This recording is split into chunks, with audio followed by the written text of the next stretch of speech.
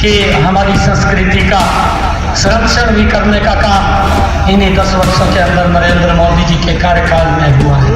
चाहे केदार बाबा के जीर्णोद्धार की बात हो, चाहे काशी विश्वनाथ के जीर्णोद्धार की बात हो, चाहे उज्जैन में महाकालेश्वर मंदिर के जीर्णोद्धार की, वहां पर कॉरिडोर बनाने की बात हो, चाहे भगवान सोमनाथ के मंदिर के जीर्णोद्धार की बात हो, और चाहे जहां गुरु नानक देव जी का प्रकाश पर्व हुआ वो स्थान पाकिस्तान के अंदर है। करतारपुर कॉरिडोर अगर कोई बना सकता है, ये राहुल गांधी 55 सालों में कांग्रेस नहीं बना पाई, इन 10 वर्षों के अंदर पाकिस्तान के अंदर भी अपना सीधा कॉरिडोर बनाने का काम अगर कोई कर सकता है तो नरेंद्र मोदी लोकसभा क्षेत्र के खतौली विधानसभा के लोगों से हमारे और चाहे भगवान श्री राम की बात, इस दौरान इतने लंबे समय से लोग बोलते थे, अरे मजाक करते थे और जानते हैं इन्होंने काम नहीं किया, ये उपहास उड़ाते थे, ये बोलते थे कि ये बोलते हैं कि मंदिर वही बनाएंगे, तारीख नहीं बताएंगे, और फिर जब इनको मंदिर बना दिया, तारीख भी बता दी, निमंत्रण भी दे दिया, एक भी व्यक्ति नहीं पहुंचा। अरे इनको सांप सूंघ गया, पता नहीं कहाँ बैठ करके जा करके, एक भी व्यक्ति नहीं पहुंचा। अरे हमारे लिए गर्व की बात है जो 550 साल तक हम इंतजार करते रहे भगवान श्री राम का भव्य मंदिर बनेगा, परंतु ये इनकी इच्छा शक्ति नहीं थी। इच्छा शक्ति अगर किसी की थी तो नरेंद्र मोदी जी की थी। आज भाइयों भगवान श्री राम का भव्य और दिव्य मंदिर भी अयोध्या के अंदर बन गया है। लाखों लोग वहां पर भाइयों दर्शन के लिए भगवान श्री राम के जाते हैं। ये हम सब के लिए हमारी संस्कृति का जो संरक्षण किया है तो यह नरेंद्र मोदी है भाई। और मैं आप लोगों से कहना चाहूँगा, चाहे धारा 370 की बात हो, अरे इसने राहुल गांधी ने तो अपने इस न्याय पत्र के अंदर एक लाइन में लिख दिया कि हम जब सत्ता के अंदर आएंगे भाइयों इस धारा 370 के ऊपर विचार करेंगे। भाइयों इस देश ने निर्णय कर लिया है कि 2014 में नरेंद्र मोदी जी को आप लोगों ने 282 सीटें दी थी, 2019 के चुनाव के अंदर आप लोगों ने 303 सीटें देने का काम किया। ये 2024 4 जून को जब रिजल्ट आएगा, ये अब की बार 405 सीटें ला करके नरेंद्र मोदी जी को तीसरी बार प्रधानमंत्री बनाने का काम करें।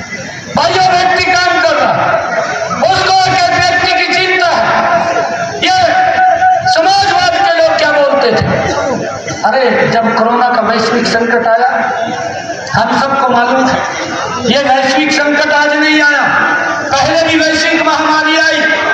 मुझे ध्यान में है जब ये पोलियो की महामारी की वैक्सीन आई, अटल बिहारी वाजपेयी जी देश के प्रधानमंत्री थे, उन्होंने एक नारा दिया था, उन्होंने कहा था सुरक्षा चक्कर टूट ना जाए, एक भी बच्चा छूट ना जाए। 20 वर्ष के बाद भारत को पोलियो मुक्त करने का काम अगर किसी सरकार ने किया था तो अटल बिहारी वाजपेयी जी की सरकार ने किया था। भाइयों चाहे प्लेग की महामारी आई, प्लेग की महामारी की वैक्सीन भारत के अंदर 30 वर्ष के बाद आई, चाहे चेचक की महामारी आई, चेचक की महामारी की वैक्सीन भारत के अंदर 40 वर्षों के बाद आई। ये समाजवाद के लोग जब भी आते हैं भाइयों गुंडागर्दी बढ़ जाती है।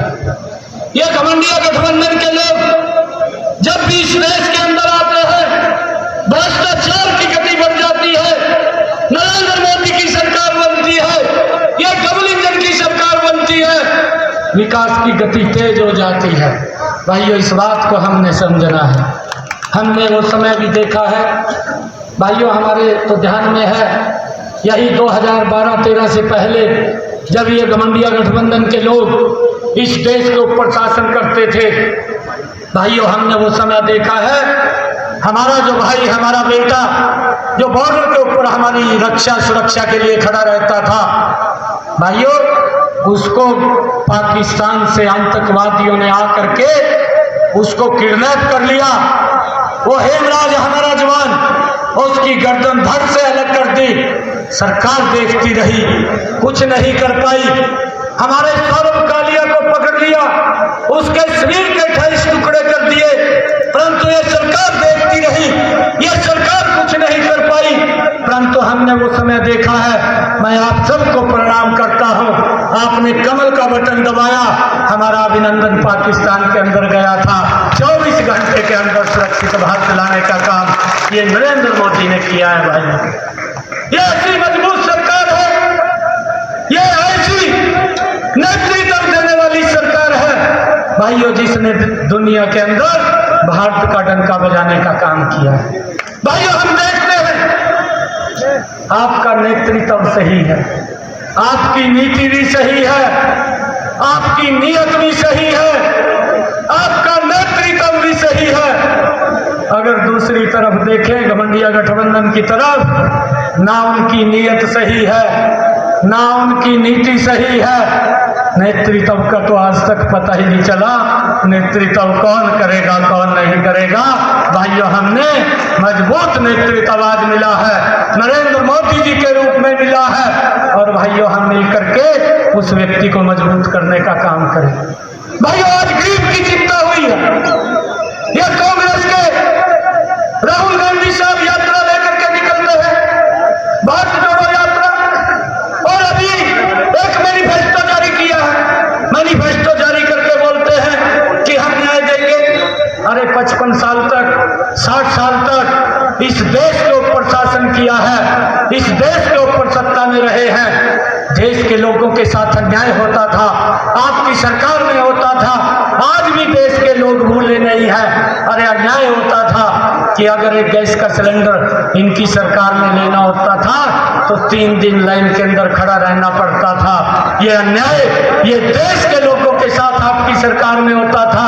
आप न्याय की बात कर रहे हैं, न्याय तो नरेंद्र मोदी जी ने दिया है। भाइयों, उस लाइन को समाप्त किया है, उस माता बहन के घर के अंदर भी गैस का सिलेंडर कनेक्शन पहुंचाया जिसके घर के अंदर आज तक गैस का सिलेंडर नहीं था। भाइयों, नरेंद्र मोदी जी ने वो न्याय दिया है। इनके समय के अंदर हमारी माताएं बहनें 1 किलोमीटर की दूरी से सर के ऊपर मटका रख करके पीने का पानी लेकर के आती थी, यह न्याय था। परंतु नरेंद्र मोदी जी ने आकर के भाइयों हर घर के अंदर नल और स्वच्छ जल पहुंचाने की व्यवस्था अगर किसी ने की है तो नरेंद्र मोदी जी ने की है। ये न्याय है भाइयों, ये न्याय देने का काम किया है। ये लोग बोलते हैं किसान की हालत खराब है। भाइयों, 55 साल तक आप सत्ता में रहे हैं, अरे किसान की हालत खराब किसने की है? और आज नरेंद्र मोदी जी ने ये संकल्प लेकर के 6,000 एक साल के अंदर डायरेक्ट किसान के खाते के अंदर पहुंचाने की व्यवस्था ये नरेंद्र मोदी जी ने की है।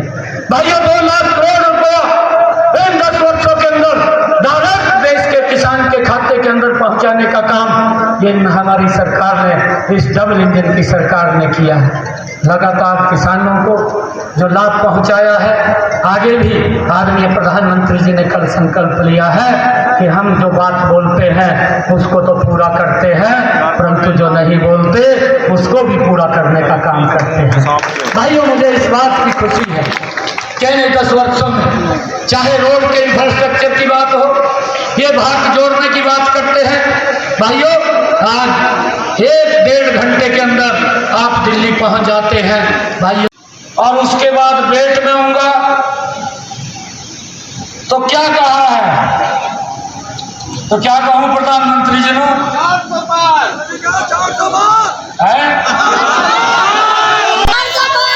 कोई किंतु परंतु तो नहीं है ना? मैं बोल दूं ना विश्वास के साथ कि मैं खटोली में गया था और वहां की सरकारी ने एक संकल्प लिया है कि जब तक उत्तर प्रदेश की 80/80 लोकसभा की सीटें आप तक न पहुंचा दे हम बैठेंगे नहीं।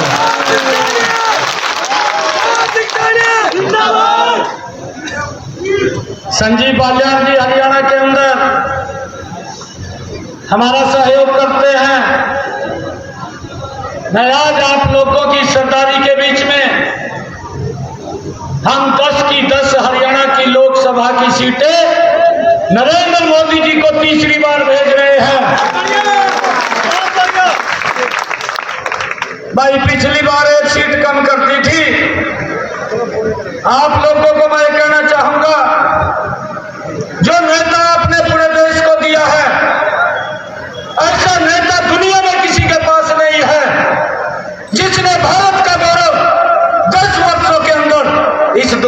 अंदर ऊंचा करने का काम किया है।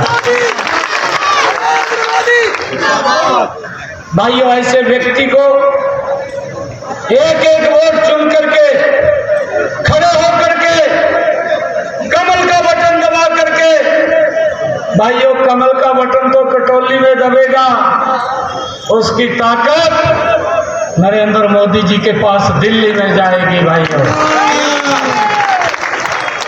और मैं आपसे आग्रह भी करूंगा कि आप मजबूती से इस उत्तर प्रदेश के विकास के लिए, इस देश के विकास के लिए नरेंद्र मोदी भाइयों जरूरी है। नहीं तो गठबंधन गठबंधन में कुछ परिवार जुड़ गए हैं। अभी संजीव बाल्यान जी कह रहे थे, क्योंकि मैं भी इस क्षेत्र से बहुत नजदीक से परिचित हूं, मेरा सौभाग्य है कि आज मैं अपने परिवारजनों के बीच में आया हूं। और जब मैं यहां आता था, मेरे को कई बार ये बात बोलते थे, कहा जी इस रोड से मत जाना, कहा बड़ा खतरनाक है, ये बोलते थे। मैंने कहा नहीं, अभी मैं पेट में जाऊंगा। ये 2016 की बात है, मैं हरियाणा में मंत्री था। मैं बेट के अंदर एक जनसभा में गया, और जब मैं जनसभा में बात करके मैं उतरने लगा तो कुछ बुजुर्ग मेरे पास आए और बुजुर्ग कहने लगे मेरे को, कहा बेटा एक बात करनी है। मैं कहा बताओ क्या बात है। मेरे को कहने लगे, कहा वोट तो हम बीजेपी को देंगे, परंतु एक काम कर दो। मैंने कहा क्या करना था, वो बताओ, काम करेंगे। वो कहने लगे, कहा या गुंडागर्दी समाप्त करवा देगा। ये बुजुर्गों ने बात कही, कहा या गुंडागर्दी समाप्त करवा दो, हम कमल के फूल को वोट देंगे। मैंने उनको कहा, मैं कहता हूं आप कमल के फूल को वोट दो, मैं विश्वास दिलाता हूं जब कमल का फूल उत्तर प्रदेश में खिलेगा यह गुंडागर्दी समाप्त हो जाएगी। मैंने ये बात उनको कही और वो ताऊ मेरे को करने लगा, कहा जी मैं तो कहा वैसी काम करांगे और हरियाणा में भाग जाएंगे। मेरे को कहने लगा, मैंने कहा ताऊ हरियाणा के अंदर हम बैठे एक भी गुंडे को मकान अंदर नहीं जाने देंगे। और आप लोगों के सामने इन 10 वर्षों के अंदर ना तो गुंडाई दिखाई देती है और ना कोई गुंडा दिखाई देता है। ये कमाल आपकी सरकार ने इन 10 वर्षों के अंदर भाइयों इस देश और उत्तर प्रदेश के अंदर किया।